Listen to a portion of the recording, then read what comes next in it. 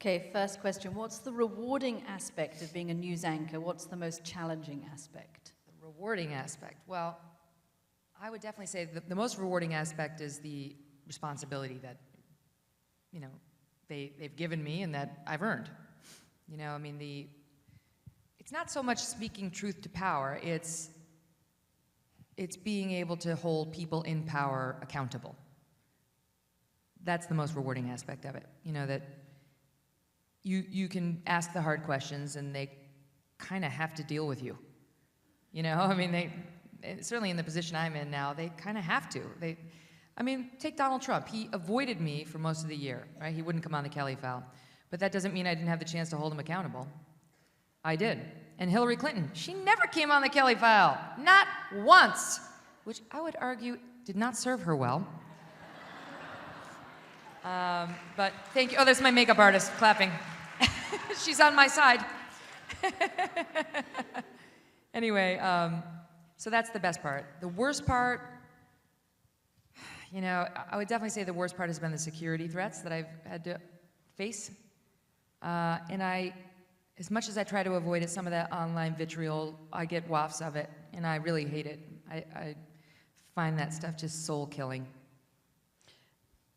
The course of this year, you went from being somebody who reports on the news to becoming the focus of the news. Right. And it happened after you asked that question at the first Republican debate to Donald Trump about how he has talked about women in the past. What happened after you asked that question? Actually, let's back up. What happened before you asked that question? Because it's an extraordinary day that you had leading into that. Well, that's one of the things I reveal in the book is the prequel to that question. And there was one. You know, Trump and I had always had a good relationship prior to that debate. You know, we weren't friends, but we were friendly. And then I did a segment the week before the debate on the Kelly file about his divorce from Ivana Trump. And it wasn't my story. It was a story that the Daily Beast had broken about his divorce 30 years ago, in which Ivana, in sworn deposition testimony, testified that he raped her. It was extremely brutal, according to her testimony, extremely nasty, and very detailed. And the Daily Beast dredged this story back up because Trump had come out in his announcement speech and said Mexicans are sending rapists, and the Daily Beast's point was, speaking of rape, right, that's why they went there. My point in having on the Daily Beast reporter on the Kelly file was to sort of tell the other side of the story and to challenge the reporter named Tim Mack a bit and say, all right, look, she recanted that testimony. She does not stand by it. It was 30 years ago. It was a contentious divorce proceeding in which people notoriously lie. So how did you account for that reality in your reporting, which I thought was not quite skeptical enough of those allegations? So I thought it was very fair to Trump because we were not the ones dredging up his divorce. Somebody else was, and it wasn't just the Daily Beast. That story had gone everywhere. I put the guy on, I challenged him, it was fine. Donald Trump was not happy. He was not happy I put the story on, he wasn't happy we gave it any airtime at all, and he insisted that I call him that Monday before the Thursday presidential debate. That August 6th first Fox News debate was a Thursday night, and he was supposed to come on the Kelly file that Monday. And he wouldn't unless I called him personally. So I called him, and it did not go well. And he said, you never should have put that story on your show. I said, look, I did you a favor. You should be thanking me. Everybody was talking about that story without even reporting that she had recanted and all this other stuff. Oh, no, you never should have put that. Bill O'Reilly didn't put that on his show. I said, well, Bill O'Reilly's not my editorial gauge. He said, I never want to see that kind of story on your show again. I said, Mr. Trump, you don't control the editorial on the Kelly file. And that is when he blew and started screaming at me. You're a disgrace. You ought to be ashamed of yourself. You're a disgrace. I almost unleashed my beautiful Twitter account against you, and I still may. That was the first bullying you'd had since 7th grade. I don't know if I would classify that as bullying so much as just an angry politician, which I'm used to. But that was, I mean, the threat of the Twitter account was clear. And at this point, I already have that woman question drafted. I mean, I know I'm asking him this. This has been drafted for weeks. That opening round, which was just electric and hard questioning for all of them, that had been in the bag for weeks. So now I'm, in a position where I know he's angry. He feels antagonized. He wasn't antagonized, but he feels antagonized. And he spent those 4 days really sort of sniffing around the Fox News executives to try to feel me out a bit.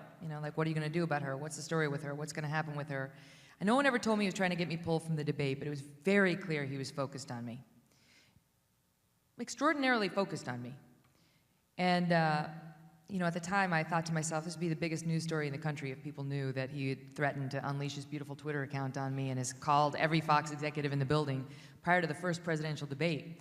But I was not at liberty to reveal that. That was not a conversation that he had given me permission at that time to reveal, nor did I think it was appropriate. It was something where, I didn't want to screw up the Fox News debate. And even then, I had to sense he might not show if he got angrier, and I did not want that.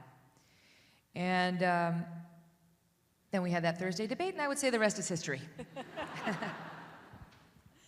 So you asked the question, was there bullying that followed? Was there bullying? Yeah, that followed. In all of the onslaught of attacks against you that question prompted, not just from Mr. Trump, but from Mr. Trump's beautiful Twitter account. Yeah. You were really put under a lot of pressure. Well, They were vicious. I would say that there was an attempted bullying. Because if you look up the definition of bullying in the dictionary, it talks about obtaining a desired effect. And he didn't shut you up. He did not obtain the desired effect. But it is a credit to my team at the Kelly file that he didn't, because it was hard to hold the line night after night after night and not cover him too harshly because my life was being threatened, and not cover him too gently because I wanted him to stop the nonsense or to please him. I made a promise to the audience after he really came after me in August that I would continue to cover him without fear or favor, which is a line from the New York Times about 100 years ago. But it still works as a journalistic principle.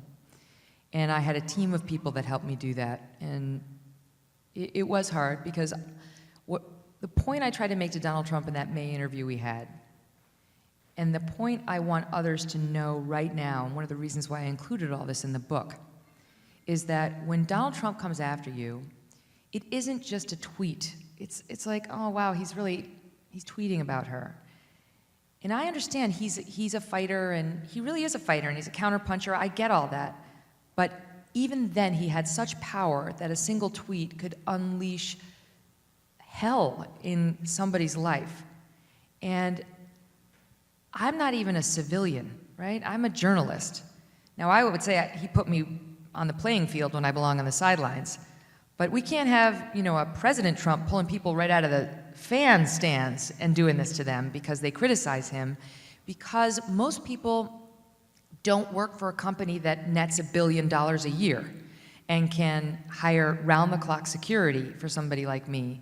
And really, I've been under armed guard for 16 months, and my children have been under armed guard, and it's not an appropriate price to pay for hard-hitting journalism. And